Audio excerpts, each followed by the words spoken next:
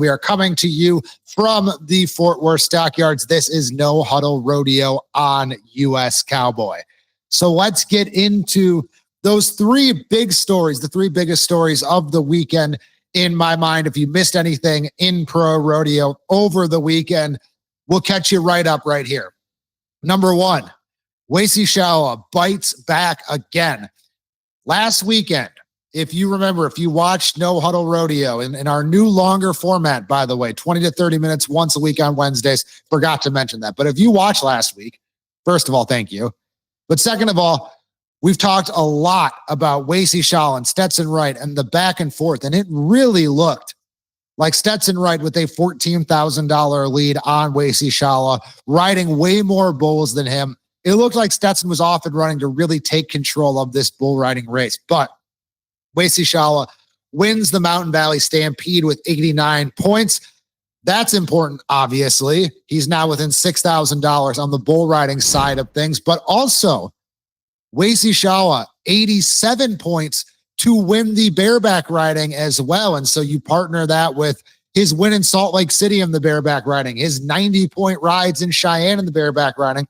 Wacey Schalla in the last 2 weeks is up from number 29 to number 16 in the bareback riding world standings. And remember, we put that on your radar of, hey, this is a really interesting race all of a sudden. If Wacey makes it in 2 events and Stetson also makes it in 2 events, they're battling for the bull riding title. They're battling for the all-around title. Well, now Wacey Schalla, really good opportunity to make it in the bareback riding. Tons of momentum. Number 16 in the world, right on the cusp of that first bareback riding qualification. And now only $66,000 behind Stetson Wright for that world all-around race, which kind of sounds like a lot, but in 2 events with 2 months and an entire NFR, he's only going to make up $33,000 in each event, and he could catch Stetson Wright. It will be difficult, but that all-around race, like the bull riding race, Wacey Schalla just will not go away. He has been terrific lately, and again, he has been aided a ton in that all-around race, not by his bull riding, but by his exceptional bareback riding, averaging 84.9 points per ride since the beginning of June. And that's really when his seasons got started, because he only got on 20 horses prior to June 1st this year. So in the meat of the season, Wacey Schalla is averaging almost 85 points per ride in the bareback riding to go along with, again, what has obviously been a terrific bull riding season for him as well. Second story of the day, Bradlee Miller's back. And we talked about that last week as well. Rocker Steiner really passed him up, opened up a pretty big lead in the bareback riding. As it stands right now, Rocker has $218,000 to Bradlee Miller's $163,000. But Bradlee Miller looked good in his return. He only got on 1 horse, 88 points in Dodge City, second there because of the rain out, which is a rarity in Pro Rodeo. Short round gets rained out. So he makes about $6,000 for taking third in the long round and then ultimately the rodeo, splitting second in the long round and ultimately the rodeo. But what's really important there, still healthy, first horse back, 88 points. And remember, Rocker was at home this week and he's dealing with a bit of a nerve issue. So we'll see. It's always a war of attrition in the bareback riding, but this year it really feels like it was some of those top guys. So I will say this, lurking both in the top 6 are Jess Pope and Dean Thompson. If this gets into a battle of who can stay the healthiest, who can stay the freshest, who can get by the horses that aren't the best in the NFR, look out for those two if they remain in that top 6. It is not just Rocker running away with it or Rocker and Bradlee or anything like that. A lot of good competition in the bareback riding. And remember this pertains to the race as a whole, but also Bradlee Miller specifically. Going into round 10, I've said this before and people know this, but a reminder, going into round 10, Bradlee Miller had a chance to win the gold buckle. It was Rocker, it was Dean, it was Bradlee, all had the opportunity. Bradlee Miller was in his first NFR last year and was number 11 entering the NFR. So you can be outside the top 10 in the bareback riding in any event, but recently in the bareback riding, you can be outside the top 10 and still have a very, very good chance at winning a world title. So Rocker in control still. We'll see if Bradlee Miller can surge a little bit again. But again, don't count out your Garrett Shadbolts, your Sam Petersons, your Cade Seniers, your Dean Thompsons, your Jess Pope. But specifically, I'm curious how close Jess and Dean can get to those top spots for minimal ground to make up at the finals. I've got my eye on both of them, in addition to what Bradlee and Rocker do as well. Lastly, scores feel like they've been huge across the board this year. It feels like we have more 90-point rides than ever in every event. And I'm going to do a little research on this at the end of the season and kind of figure out if that's true. But that's certainly how it feels. Proof positive in that is at the Douglas County Fair and Rodeo in Castle Rock, Colorado over the weekend. 8 scores of 87.5 points or better in the bronc riding. That was essentially the winning score at this rodeo just 3 or 4 years ago. And with those 8 scores, Zeke Thurston, 92.5, Ben Anderson, 92, Damian Brennan, 91, Zach Dallas got a check in there, Brody Wells, Stetson Wright. So this kind of became a quasi NFR round there. And if you look at the last 2 years to further back up this point, so I said 8 saddle bronc rides of 87.5 points or better in 2025, 6 in 2024. If you're bad at math, I did it for you. That is 14 total over the last 2 years. The previous 2 years, 2022 and 2023, pause for dramatic effect. There were only 2 such rides. So a lot of storylines coming out of there. The big rides obviously being the main one, but also Zeke Thurston.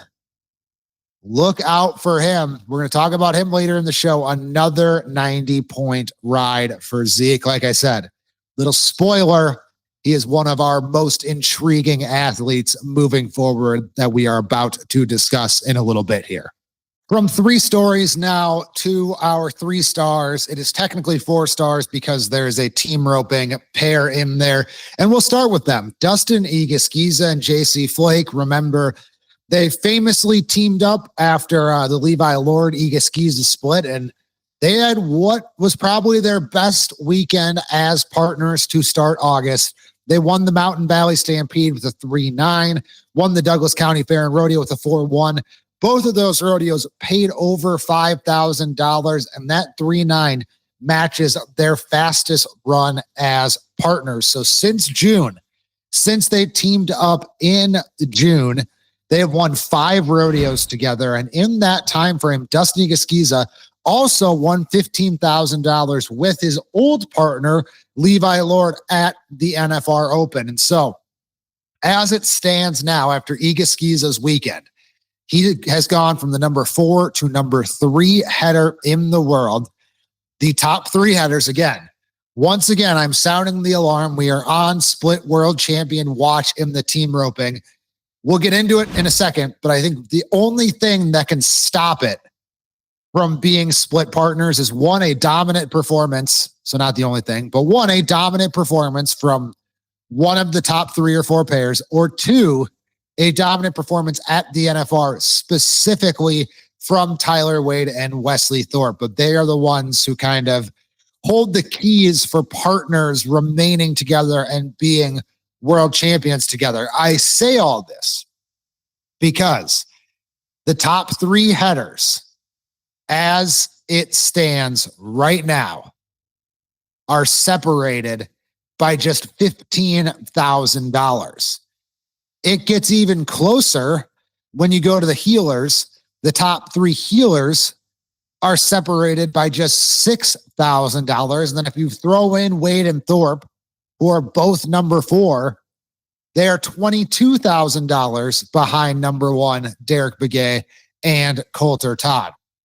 And so a lot to sort through there, but it looks like we are going to be in a situation where there are 4 guys at least, maybe 5 or 6 if some other guys can work in there, but 4 guys at least on each side with a very good shot, pretty much equal shots at the world title. But also, On top of that, Egusquiza's new partner, JC Flake, is number 31 in the world. Lord, who is number 3 on the heel side, Egusquiza's former partner, number 3 on the head side. His new partner, Shea Dixon Carroll, is number 13 in the world. So Egusquiza and Lord, I have my suspicion that they split up because they didn't get the NFR performance they desired as partners when they had legitimate shots to win the world title. But now, if everything holds the way it does today, Lord will get his new partner in the NFR. Egusquiza would not get his, and so he would be left with the odd healer out without a partner. So there's a very good chance that Dustin Egusquiza ends up roping in Las Vegas with someone he didn't rope with all season while he is in the thick of a world title race. And again, on top of all that, Tanner Tomlinson, Travis Graves in the mix there as well. But just so much happening in the team roping. And the team roping is always close at the NFR, it feels like. So a lot to monitor there. But for now, the big story, the big star is Dustin Egusquiza and JC Flake. They win 2 of the 3 PRCA playoff series rodeos. That is the real upshot in all of this on the team roping for the weekend. The next guy, Riley Webb. And Riley Webb didn't win any rodeos. He didn't even finish second at any rodeos, but he won checks at 5 different rodeos, 4 of them worth $2,000 or more. And on those runs that were worth $2,000 or more, every single one, all 4 of them for Riley Webb, between 8-4 and 9-3. He's just not going to beat himself.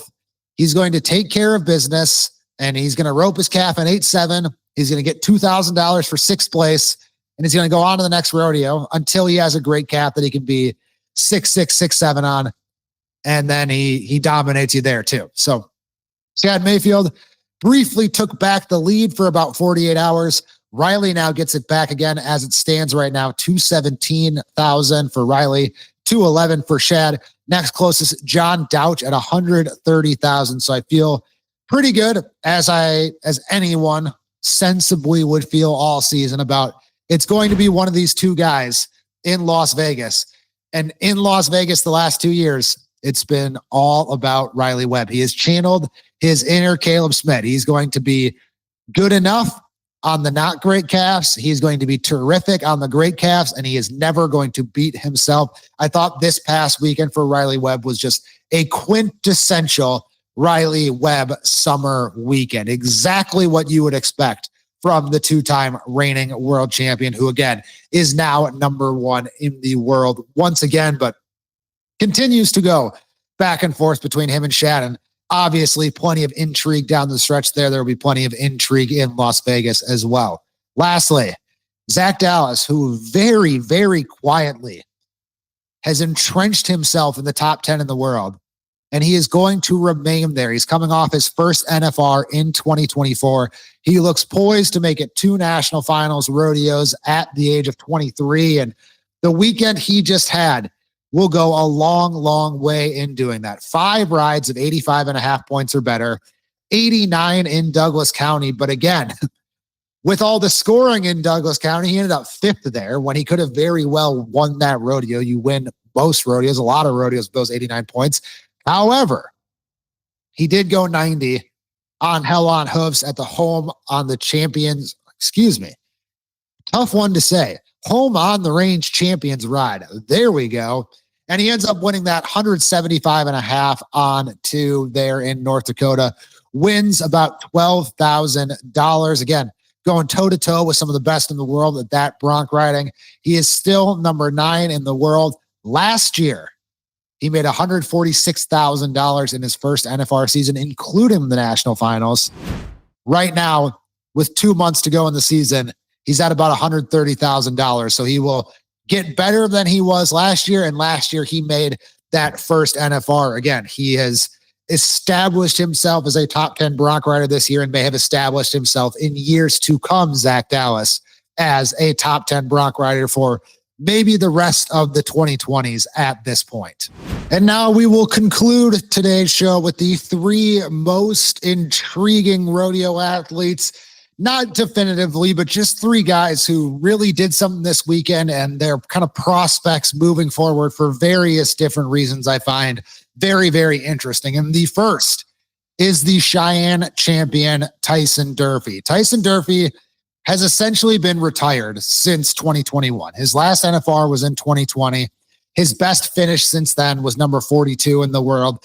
He didn't go to very many rodeos. He hasn't gone to very many rodeos, but this year he breaks out a little bit. It got on my radar. He wins Pecos, but his win in Prescott really got on my radar over Cowboy Christmas, where I was like, oh, is Tyson Durfey, like, he feels like he's rodeoing more. He might be, I wouldn't say back per se, but it's like, oh, he'll be around when he enters a rodeo, a playoff series rodeo, even at 41 years old. Tyson Durfey can still win that rodeo, be very, very competitive. Well, now he is far more than just competitive, nice story, whatever. Like, he's getting into potential story of the year territory. He was number 42 at the beginning of July. He was number 36 just 2 weeks ago. Obviously, he wins Cheyenne, gets a very, very big boost. And then over the weekend, he goes 7-5 once again.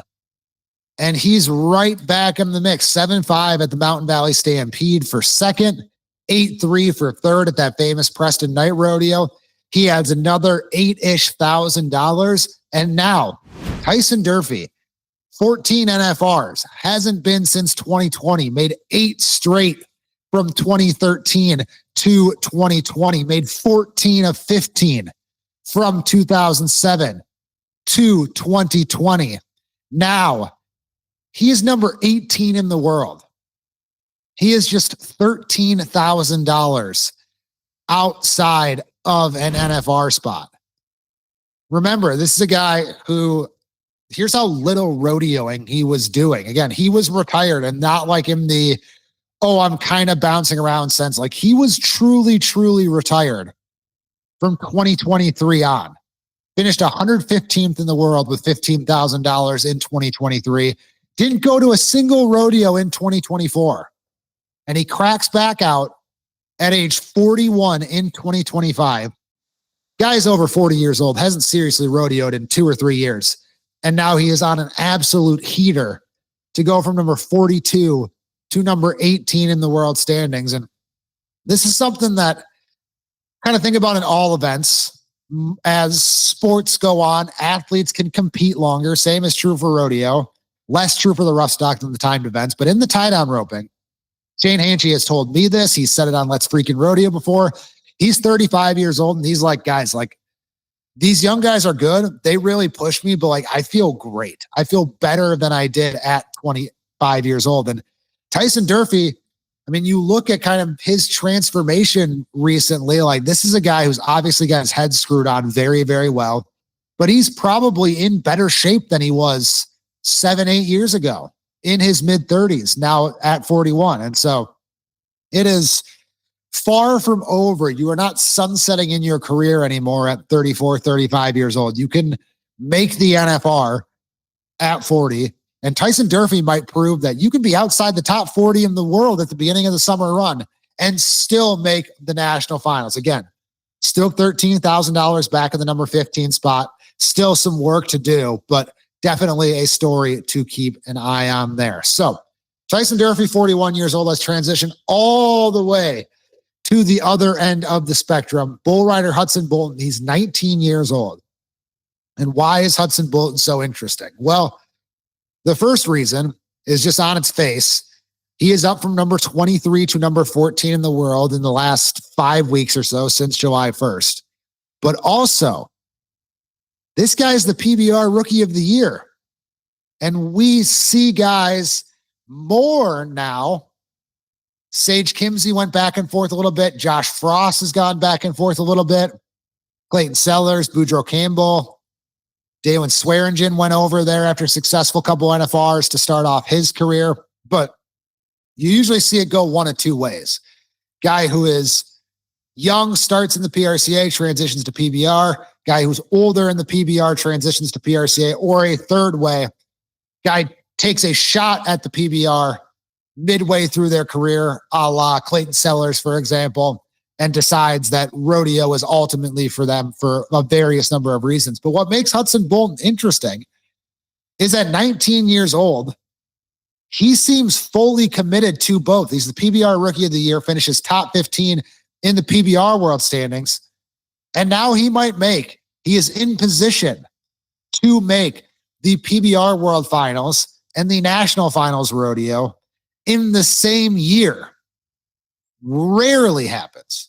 And the times it does happen, recently anyway, it has been Josh Frost and Sage Kimsey through Velocity Tour events, special exemptions. We do not see guys do essentially a full season in both and make it in both. But Hudson Bolton's doing that, and I see no signs of him slowing down. He's 32 of 55 on the year. He's riding 58.1%.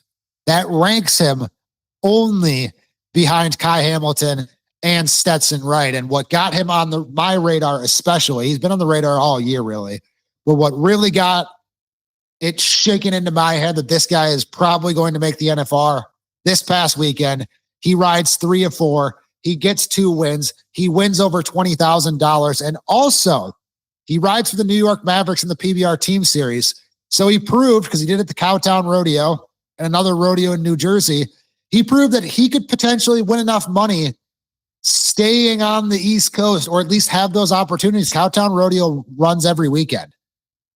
So good opportunities there to stay in New York, stay around the New York Mavericks, and still make the NFR. And if he goes for it, which I think at this point he has to, if he goes for it, I think he will make it and pull off a very, very rare World Finals NFR double. And again, with that riding percentage and with doing well at the PBR World Finals, riding bulls there, he will not be intimidated by the NFR like most 19-year-olds are. I've talked about this a lot before, but of all the events at the National Finals Rodeo, the biggest difference you see between the regular season and the NFR, to me, happens in the bull riding. Because you're not getting on one every other day now, and you're not getting on 82-point bulls every other day now with an occasional 90-point bull in there. You are getting the baddest bulls for 10 straight days, and Hudson Bolton can do that. He can ride those rank bulls. He can ride really any bull with almost 60% riding percentage, and he also has that rider over bull score. He is marked ahead of pretty much every single bull this year, that if he gets at the NFR, a bull that some other guys might be 85 points on, he could very well be 87, 88, 89 points. So I say all of that to say, the same way Cooper James was a breakout star this past year, I think Hudson Bolton, with his ability to ride the rank bulls, with his ability to get a lot out of the lesser bulls, and by making the World Finals and the NFR to appeal to both audiences, and if he rides 5 bulls at the NFR, like, he could really be on that next superstar track in terms of recognizable guys in our game at just 19 years old. Lastly, and how can we leave out this guy? I said we were going to talk about him, Zeke Thurston.